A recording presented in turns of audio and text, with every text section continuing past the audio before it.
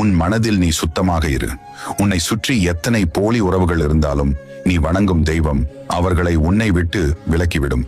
நட்போ காதலோ கணவன் மனைவியோ எந்த உறவாயினும் நாம் விரும்புவதால் நம்முடனே இருக்கவும் பேசவும் அன்பு செலுத்தவும் கட்டாயப்படுத்தும் இயலாது. உன்னை நோக்கி வருவதை நேசி, உன்னை விட்டு விலகுவதை ஒருபோதும் யோசிக்காதே.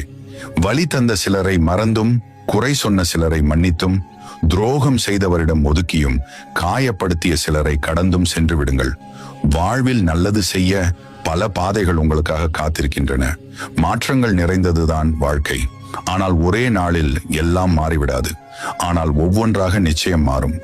ஒரு நாள் உங்கள் வாழ்க்கையும் நீங்கள் விரும்பியதை விட சிறப்பாக மாறும்.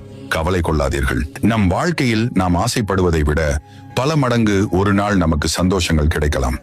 அதே போல் ஒரு சில நேரங்களில் எதிர்பார்க்காத அளவிற்கு துன்பங்களும் கிடைக்கும்.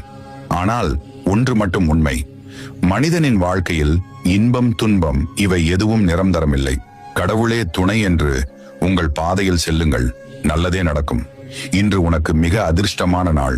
நீ நினைத்த ஒன்று இன்று கண்டிப்பாக நடக்கும். உன் அப்பன் ஈசன் நான் நடத்தி வைப்பேன்.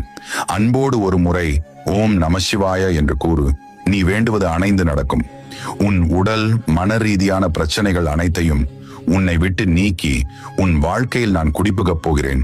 உனக்கு துணையாக சிரித்துக் கொண்டே துரோகியாக இருப்பதை விட முறைத்துக் கொண்டே எதிரியாக இருப்பது எவ்வளவு மேல். வாழ்வில் சிங்கம் போல் இருந்தால் கைத்தட்டல் வாங்கலாம்.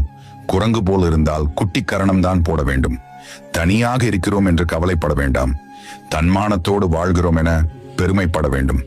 திருந்துபவர்கள் திரும்ப திரும்ப மன்னிப்பு கேட்க மாட்டார்கள். திரும்ப திரும்ப மன்னிப்பு கேட்பவர்கள் திருந்தவே மாட்டார்கள். எப்போதும் நினை